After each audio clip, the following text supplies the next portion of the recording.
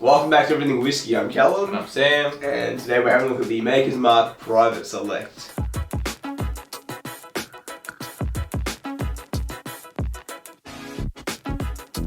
Alright, so this is... You're nervous when doing it. This one is... Well, I mean, it's Maker's Mark. We love Maker's Mark. But this is a special edition. It rings in at 54.2 alcohol by volume. And this is an interesting one. They let you... I believe you can if you go through the right avenues. You can choose what staves. But when they're sold just in their pre-made stave selection, instead of it just being like one barrel made of all the same staves with the same amount of toasting or charring, they're different staves from different barrels, so different woods with different char and toast levels. And this one specifically has 3 baked American Pure 2 staves, 2 seared French Cuvée staves, 2 Maker's Mark 46 staves, and 3 toasted French Spice staves. So that's what ours is made up of. We'll see what the taste difference is. It'll be interesting. I think for this one, I would like to get... Obviously, I'd like to compare it with other Makers stuff, but specifically more of this, private select one, like ones with different stave selection. I'd like to see the difference in flavour. Yeah.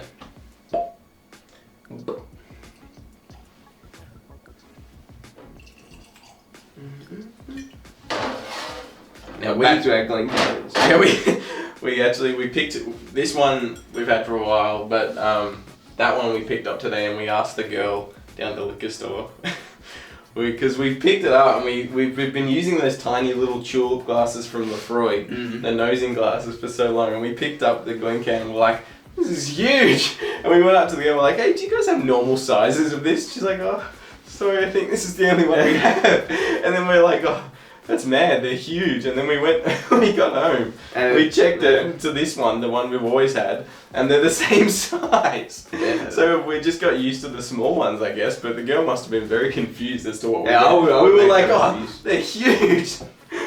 Why are they so big? Yeah, you got the normal ones? She's like, they are. I'll go check that. It smells weird. It smells like Makers. So much apple cherry to it. Yeah. Like this is like you've just bitten into an apple. There's very minimal barrel impact on this. On the nose at least. Yeah. I can't tell much. Brown sugar as well, obviously. Yeah, it's hard to tell what's stave impact and what is alcohol volume impact, because it is 54% compared to the regular 40% in a Maker's just regular, and Maker's 46 is a 47, so it's still a jump up from both. Yeah. Maker's 46 is 46, isn't it? That's 47. I thought it was Maker's 46 because it was 40. No, we'll get into that when we review it. Look, I think this is a really interesting thing for such a huge brand to be doing. Like, it's kind of like cool, experimental, like interesting marketing. You don't see big brands like this doing this kind of thing. I think I appreciate it. I think this is like super interesting and fun for a consumer. So on a marketing side, I think it's genius. But I'm surprised that a big... What exactly is it? What? Like, how is it finished? Is it like... So is it quite literally those staves just chucked in a barrel? Or is the barrel made out of those made staves? into a barrel, yeah. So those staves are the barrel and the whiskey is aged in it? Yeah. Yeah, it's super interesting. Wait, so it only takes... What? 5, 7, 10 10 staves to make a staves. barrel? Yeah. Yeah, no, I think it's a genius marketing idea, but I still salute them as a big company to do something risky like that. It's... You would think it'd be worth their time. Surely they wouldn't make that much. No, you wouldn't think so, because it's not like it's a huge premium. So like... It's only like an extra 40 or 50 bucks Australian bucks, so it's not that much extra. As a consumer, I think it's really cool. I love it. But yeah, I know, we should jump into the taste. The nose is super apple pear fruity, like the juices of the fruit, a bit of cherry, kind of bit of spice. Is it good? Yeah, the alcohol presence shows up a lot more on the taste. It's a bit more bitter, probably because there's so many different types of... It's got some heat. Yeah, it's more, isn't it?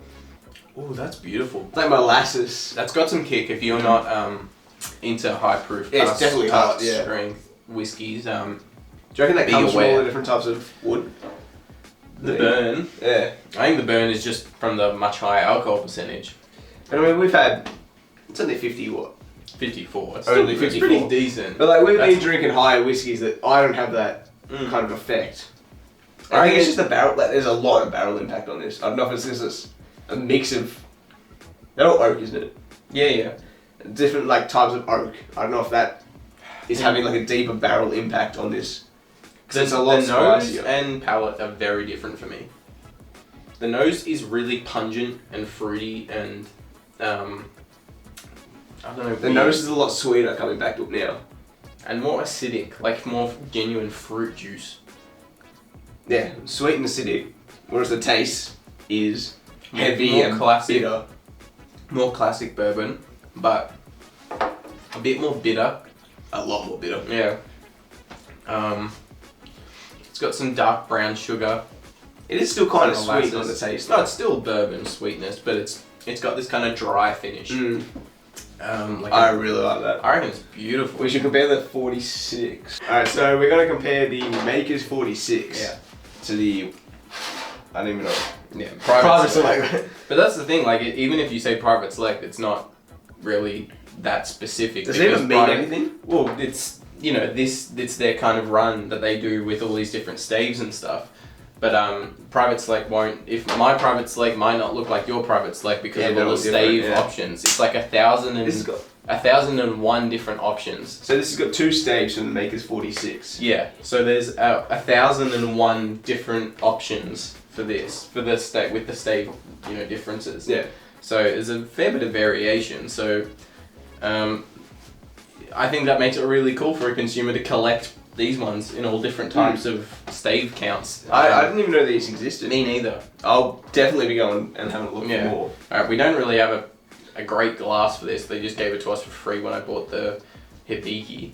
So we'll just use this because we haven't got anything better in front of us. Mhm. I don't understand these roller glasses. I get that they're cool because they roll, but It definitely is for show, that's the point of them. I don't know. I don't. They're just annoying. Maybe Yeah, more, I find them more irritating than anything else. At least the shape is kind of alright. Like, at least it's... Yeah. They smell really For different. what I remember, this is more sweet than the Private This is Select. more classic bourbon. This has got, like, pear juice. Like, someone's crushed a pear into the cup. It's like it's got garnish in it. Oh, fuck. This has more burn than this. Maybe it's just because I just poured it, but still.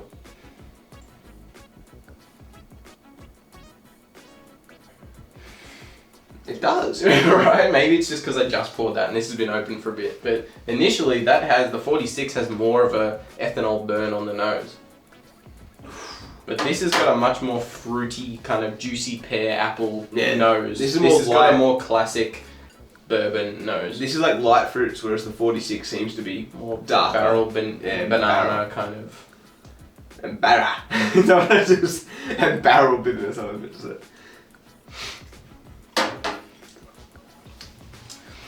The private is obviously much hotter, but I feel like it's more,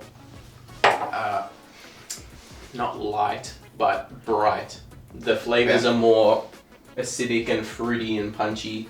The 46 is very classic bourbon, I reckon at least. I reckon it's more cherried as well. More A lot cherry. more cherried than. There's still the classic Maker's cherry in that, but more cherry, more classic bourbon notes in this. Mhm. This has more, for me, it's really coming across as pear, apple juices, more acidity, Yep. and more of a dryness, but this seems to have more of a dry bitterness from the barrels, but this seems to have more of a typical barrel impact, like getting typical barrel notes. Maybe that's because of the different staves, like the spiced French toast and the what's it got? Baked American Pure 2 staves, seared French Cuvée, French spice staves. Yeah.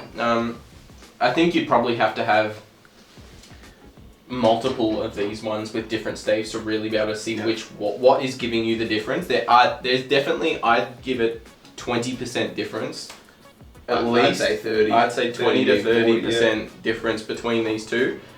I don't think anyone would be surprised if you told them it was from the same distillery, if it was like a blind tasting, but because you do see the kind of similarities, I guess, but there is quite a bit of difference between the two. This lingers along a lot longer as well, 46. It stays in your mouth and you can taste it after about 2 or 3 minutes. Whereas this, it's hotter, maybe even a little bit more intense, but it does die off faster than the 46. This is a lot sweeter. But the flavour just lingers on the 46. Whereas this is just, that sweetness sits at the back of your tongue and just kind of hovers there for a bit. whereas this is just hot now, it's gone. It's literally just gone already. They're both nice. Both nice bourbons, but it's because of the dry finish. That's what it is. yeah. It's like this kind of like is like pouring honey on your tongue, and it kind of just expands and envelops it. Whereas this is as if you kind of poured water onto stone on a hot day, and it kind of like it hits it, and then it kind of like spreads out and gets sucked into the stone and evaporates. This has got a much more bitter, dry finish. This is a more typical sweet finish. I think I still prefer this because of the bite and the initial fruity kick. Price-wise, I'll probably be more often about I'm actually this, kind of leaning but more towards the 46. They're great though. I really enjoy these. That's just personal preference though. Yeah. You both kind of need to buy them. Yeah, you that need, wasn't even English, but you know. You both need to buy them. I'm sure there's two of them. you need to buy both Yeah. to really compare. Yeah, definitely. Yeah, for sure. Maker's Private is interesting. I like what they're doing. I reckon it's beautiful. I really I want to just buy like- more of these bottles Yeah, to actually definitely. compare. That'll be very interesting. And I just appreciate what a big company can still do in regards to exploring and being creative and being fun with their marketing. So many big brands are just stale and they just produce the same thing, no changes. At best, it's a change in bottling or labeling every 10 years, and that's it. You know, like I appreciate that such a big successful brand is still trying new things. Yeah. So no, I think it's fantastic. Anyway, thank you very much for watching this episode of Everything Whiskey. If you liked it, leave us a like. If you want to see future episodes from us, please consider hitting that subscribe button. And if you do, we'll see you in the next episode. Cheers.